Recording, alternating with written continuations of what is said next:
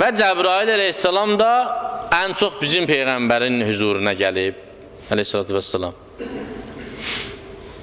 O barədə də çox sözlər var. Elə şirin hədislər var ki, hədisin mənbəyi də səhihdir, sənədi də səhihdir, ravisi də mötəbərdir. Məsələn, deyir ki, Peyğəmbər salavatullah yuxuda olardı bəzən, Əli əleyhissalam Cəbraillə söhbətləşərdi. Bunu eşidir, məsələn, Vahabilər deyirlər ki, Şiyələr dedi ki, Cəbrail Peyğəmbər Əli əleyhissalama nazil olurdu, Peyğəmbərə yox. İndi nə edeyim də, hər sözdən söz tutanlar var da. Çobud da olsa nə deyim, Əlinin daşı düşüb də bəzilərinin başına.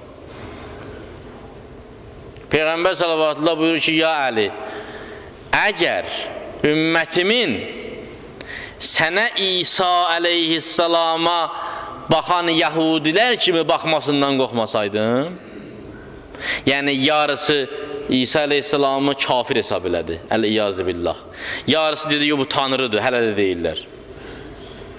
Sənə də elə baxmaqlarından qorxmasaydım, elə baxacaqlarından qorxmasaydım, sənin haqqında elə fəzilətlər deyərdim ki, hansı qəbiləyə qədəmini qoysaydın, ayaqqabının altının, torpağın gözlərinə tutiya kimi çəkərdilər.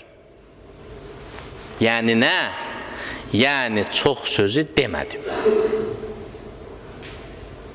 Yəni çox sözü deməmişəm hələ sənin haqqında. Hələ deməyib bu qədər daşı düşüb cəmaatın başına. Hələ deməyib çox sözü. Qərəz, keçək bundan. İmam Sadiq əleyhissalam buyurdu ki, Cəbrail əleyhissalamın gəldiyinə görə Peyğəmbər bu hala düşürdü? Yox.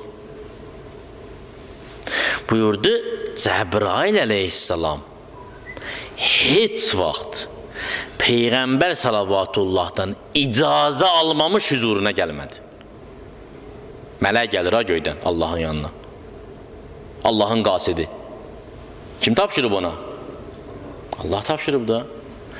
İcazə almamış huzuruna gəlmədi və nə vaxt vəhiy gətirirdisə, qul ağasının qabağında necə oturur, Peyğəmbərin huzurunda elə otururdu Cəbrail əleyhissalam. Allahın mesajını gətirib Həbibi üçün, özü uşaqdır. Qasiddir. Cəbrail əleyhissalam uşaqdır bu ikisinin arasında. Uşaq kimi oturub bizə gətirdiyindən özünün xəbəri yoxdur heç. Gətirir Peyğəmbər salavatullaha çatdırır ayələri, Peyğəmbər başa salır, Allah bunu deyib burada.